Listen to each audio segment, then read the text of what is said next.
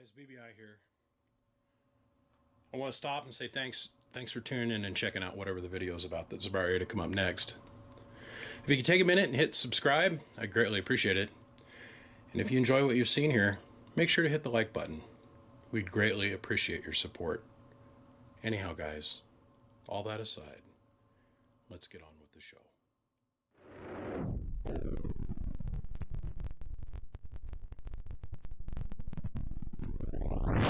Gentlemen, it has been a hot minute since I have been out here to be able to do anything for you guys. Let's see, the last thing that was up was the X-Force 2x12 that I just did. We are going to play with something new today.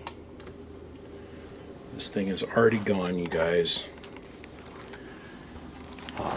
This thing is being built because a friend of mine needed a little bit of help on something he was running.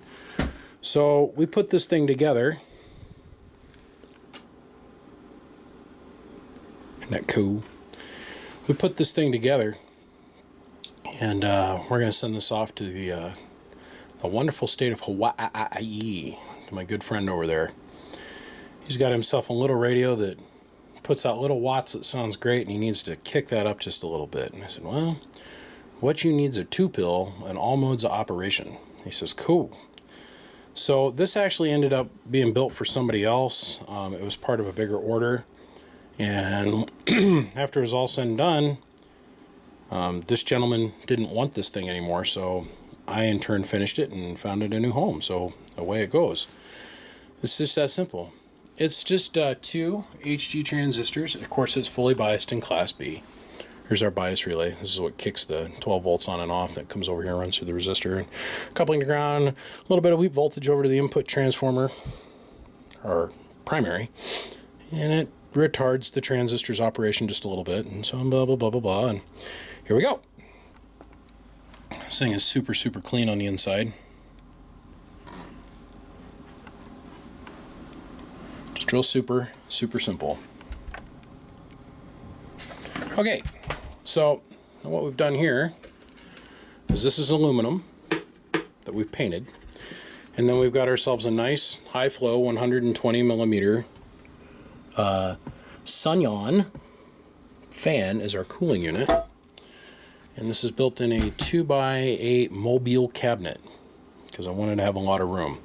It's got a very basic 30 amp switching supply in it, which should more than adequately do the job for the gob. Okay, we're going to leave the variable all the way open. Mr. I, when you get this, when you're going to run it with your big radio, you're going to run the variable all the way open.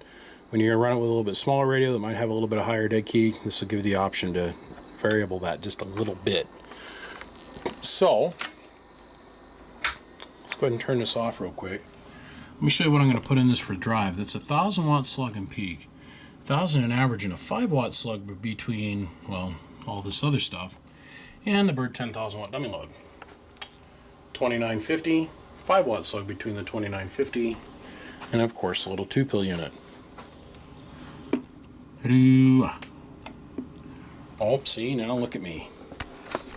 All crazy and stuff. Left the bench radio on over here. I don't want to go and overload my receives, so let me shut that off.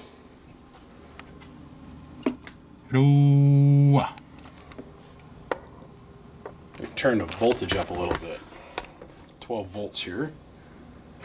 Just turn here and turn that on, turn that on. Now we're at 14. 20 whole peak watts of drive. Here's our pass-through tune. It's like the radio or the amp isn't even in there, which is what you want. So 20 watts of drive will get you 400 watts.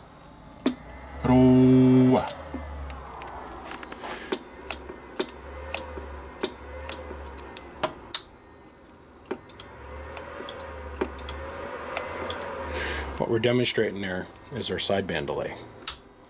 So we're going to leave that down for now. Now, this can take the drive of the Striker up to about 90 watts PEP, but we're not going to test it like that today. We're just going to show this thing getting run with the 2950.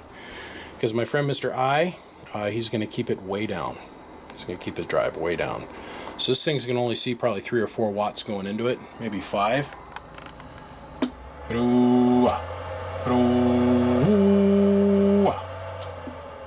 Nice and super simple and clean. Okay, so let's go ahead and we'll switch gears here. Take the mic off the 2950.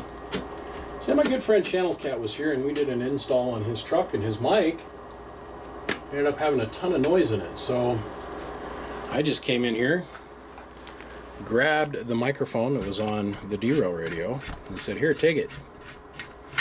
Just to get him 10.8 and straight again. Okay.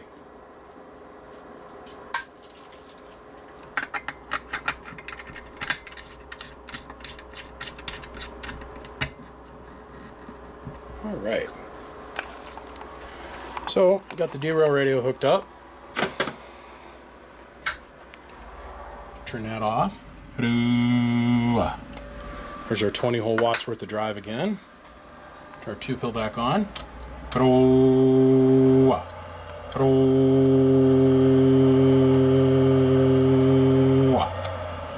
400 peak, 200 bird.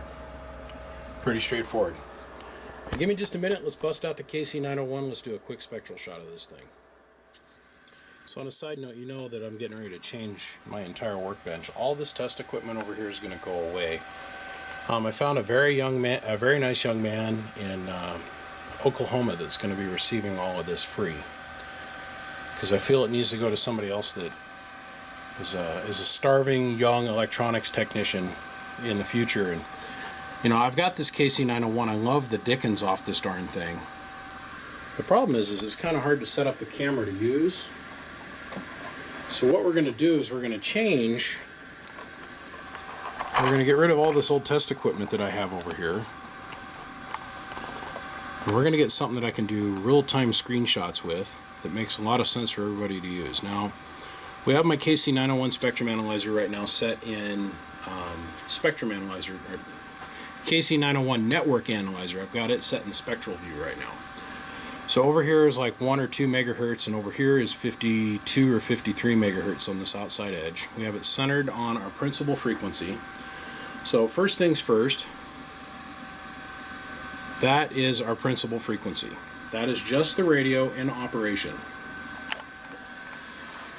Amp is off. We're using the derail Wolfman CD Shop radio as our signal source, because it's almost spectrally pure. Okay? So that's our principal. We're going to go ahead and turn on our 2-pill.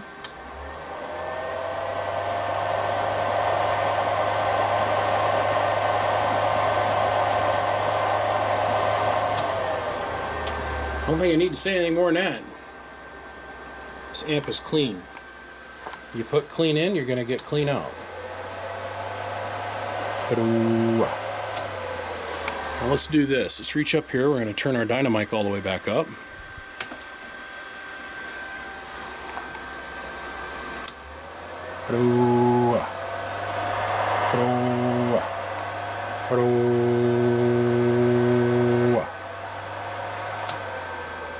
That's amazing.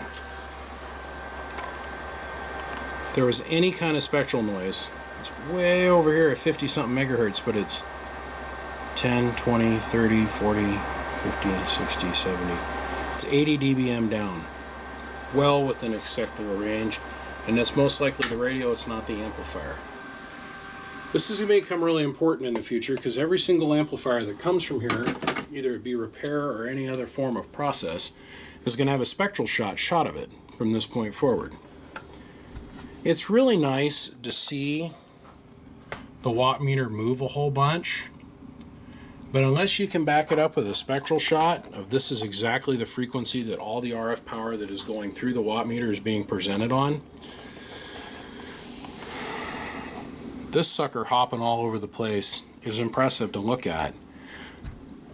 With it hopping all over the place and us being able to get a spectral shot like that I just presented to you on camera, that is the most impressive thing to me. because that means all the power that we're producing is going out on one frequency and one frequency only, and it's not spread all the way across the spectrum. I just did a repair on an amplifier. It was a 1x4 or 2x4, and just the radio, you'd have your principal, but then you'd bring the amp online and there was like a Sherwood forest. It was just tree line, tree line, tree line, tree line, tree line, tree line. I'd have to say about 60% of the power that the amplifier is producing was going all over the place. And it wasn't going out on your primary or principal frequency that you're trying to saturate. So, hence the reason the amp got sent here. It's because the guy needed to clean it up. That poor boy had amateur radio operators that were 40 miles away from him bitching at him because he was interfering with what they were doing. And at the end of the day, all we did was change the tuning on the amplifier, and it all fell right in on frequency and in resonance. So, that's my goal. So, in the near future, this is all going to be replaced. We're going to have two little, probably Siglent devices that are sitting here that are feeding a computer, and it's going to go to a giant 34-inch flat screen that I'm going to be able to just point the camera at and go click and show it to you guys. That's my goal, is to increase our measure. Make the unit of measure better other than just the watt meter, because the watt meter will read anything that goes through it. It doesn't matter if it's on frequency or not. As long as it's 0 through 30 megahertz, that meter will show it going out and is a positive thing, which it is not. Well, guys, on that note, that's coming in the future, and you're going to hear me talking about it in the whole myriad of next videos to come. I'm going to put the tin on this thing, and we're going to send it off to Hawaii. Heaven on earth. Gentlemen, my name is BBI. Without a shadow of a doubt, I am the biggest mud duck in Idaho. Come check us out, www.bbiamps.com. Come find me on Facebook, Twitter, Snapchat, Instagram, and right here on the YouTube Gargler. If you like what you've seen, click like. It makes both of us feel better. It really does. If you're new to the channel, click subscribe. Helps everybody out. Guys, I gotta go. I got a bunch of fun, cool shit to do. If you check out the webpage and you got a question about a repair or something that isn't answered directly on the webpage, just call this number. I like talking to people. I might not be able to answer the phone right away, but I will call you back before the end of business each day. Gentlemen, I'll see ya. Bye.